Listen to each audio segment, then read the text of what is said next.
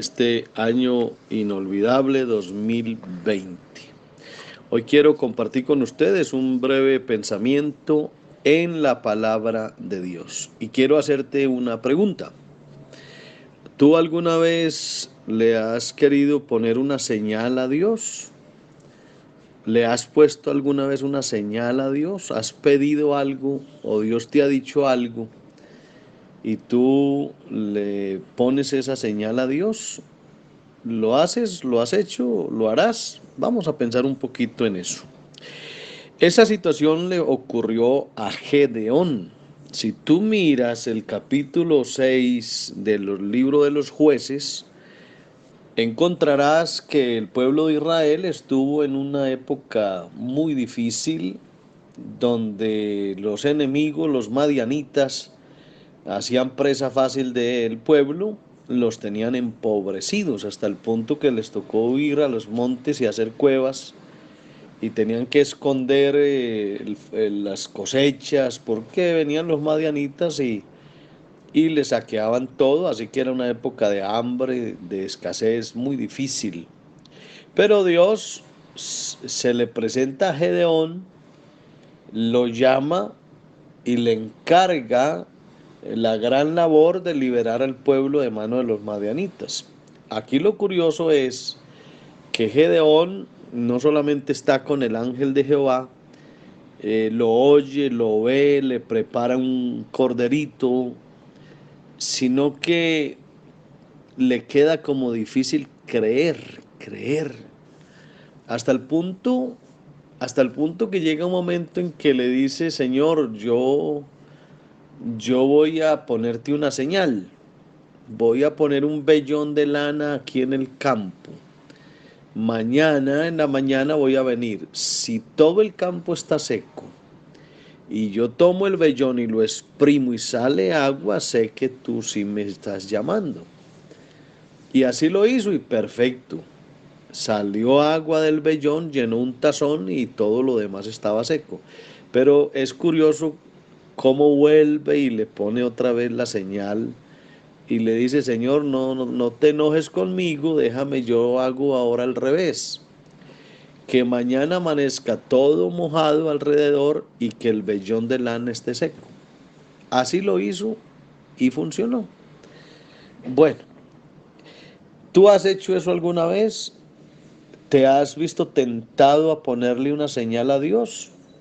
¿Crees que es lo más correcto? Bueno, meditemos un poco en eso.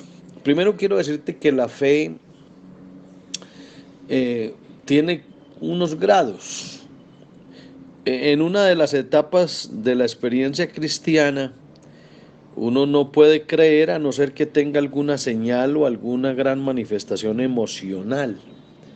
En otras palabras, eso de uno creer basado en una señal o en una emoción, como tocando el vellón como hizo Gedeón, y si está mojado, entonces estamos dispuestos a confiar en Dios. Y si no está mojado, ¿qué? Entonces no confiamos. Es decir, esa es una fe eh, primaria, digo yo. Eso es una fe muy elemental, porque es una fe que se basa en la emoción, en lo que yo veo para poder creer. Así que a mí no me parece que es lo mejor. O sea, lo que hizo Gedeón, no creo que sea lo mejor, porque estaba demostrando de alguna manera que su fe era imperfecta, era una fe imperfecta. Eso de uno tener que ver para creer, eso no es la fe completa. Y eso fue lo que hizo Gedeón. Por eso, cuando tú le pones una señal a Dios, a ver si le crees o no, no lo considero una fe madura, una fe activa, una fe valiosa. Al contrario, veo que te falta mucha fe, porque es que uno a Dios no tiene que pedirle señales. A Dios sencillamente se le cree. Eso es así sencillo. Entonces yo diría que cuando uno pone señales a Dios, esa apenas es el primer grado de la fe. Es un primer grado de la fe que no es perfecto. Pero luego hay otro segundo grado, que es confiar en Dios sin emocionalismos. Eso ya es progresar en la fe, es decir, yo no necesito emocionarme, yo no necesito ponerle señales a Dios, yo sé que todo va a salir bien. Es decir, no estoy emocionado, sencillamente estoy creyendo. Bueno, esa ya es una fe más elevada. Pero déjame decirte que hay un tercer grado de fe más fuerte. Porque en el segundo grado, pues realmente no hay retos, no hay desafíos, no hay cosas contrarias. Todo se ve fácil, todo se ve tranquilo. Así que en el segundo grado yo digo, no, Dios va a obrar, pero no estoy acosado por nada. En cambio, hay un tercer grado o estado, pues llamémoslo así, de fe, y ese excede a la fe de Gedeón y del vellón de lana. ¿Por qué? Porque la primera fase de fe cree cuando las emociones son favorables. La segunda fe cree sin necesidad de emoción, pero tampoco hay nada que me haga dudar. Pero la tercera clase de fe es aquella que cree en Dios y en su palabra cuando las circunstancias, las emociones, las apariencias o las personas o aún hasta la misma razón humana nos impelen a pensar todo lo contrario.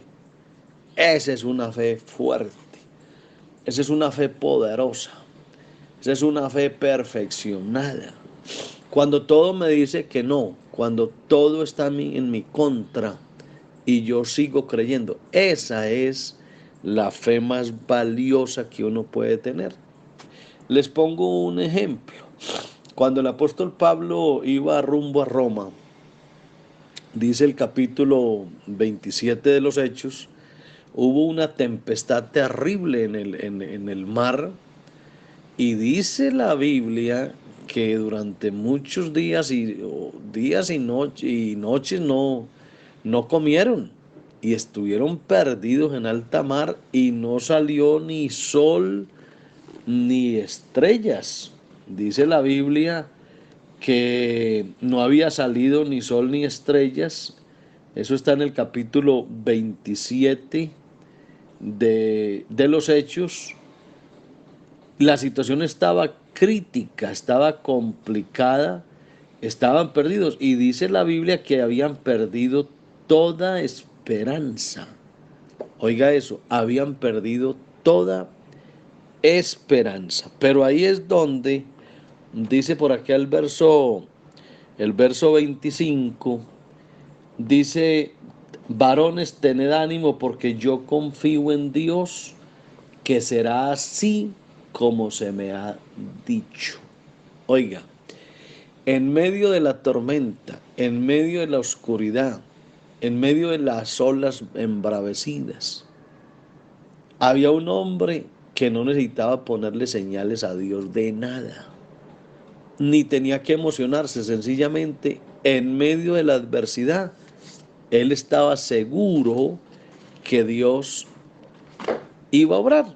Así que esa es la verdadera fe, la fe que obra en los momentos cuando las cosas están extremas. Ahí es donde uno tiene que revisar esta situación. Es decir, la fe se vuelve poderosa, es en las situaciones extremas. Por ejemplo, el salmista dijo, Jehová guarda a los sencillos, estaba yo postrado y me salvó. Ese postrado ya lo que quiere decir es prácticamente liquidado, estaba acabado, ya estaba derrotado, pero el Señor me salvó. Es decir, ahí es donde uno tiene que tener fe. O como pasó en el momento en que el Señor iba con sus discípulos también y que se durmió. Recuerden ustedes que esta también era otra tempestad, pero el Señor estaba en la popa del barco durmiendo sobre un cabezal y le despertaron y le dijeron: maestro, no tienes cuidado que perecemos. Es decir, ahí en esos momentos extremos, donde todo me dice que no se puede, ahí es donde la fe es perfecta, ahí es donde la fe funciona. El caso de la mujer aquella que hacía 12 años padecía de un flujo de sangre. Ya no había nada que hacer, su caso estaba perdido, todo lo que tenía lo había gastado en médicos y su problema continuaba. En otras palabras, no tenía esperanza. Y ahí fue donde ella mostró su fe preciosa, su fe perfecta, porque cuando todo le decía que no, su fe le decía que sí. Mire que a ella no necesitó ponerle señales a Dios ni emocionarse. Ella sencillamente sabía que Dios la iba a sanar aunque todo estuviera en su contra. El caso de aquel padre del muchacho endemoniado. Recuerden que en el capítulo 9 de Marcos se le acercó un hombre al Señor y le dijo: maestro, traje a ti mi hijo que tiene un espíritu mudo, el cual donde quiera que le toma lo sacude y echa espumarajos y cruje los dientes y se va secando. Y le dije a tus discípulos que lo echasen fuera y no pudieron. Ahí también se muestra la fe madura, la fe activa, la fe perfeccionada de un hombre que cuando ya todo el mundo le dice que no se puede, él sigue confiando en Dios que sí se puede, aunque todo diga que no. Ahí no hay que ponerle señales a Dios, ahí lo que hay que tener es una fe perfeccionada.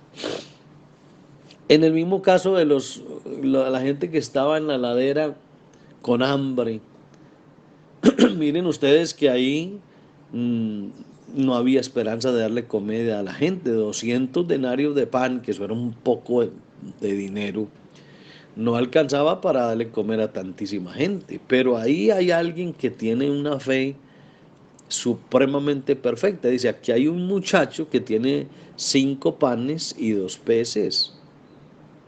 Eso se llama fe, eso se llama fe perfecta, fe madura, fe en contra de la lógica, fe en contra de la razón, fe en contra de lo que otros digan. Esa es la fe perfecta.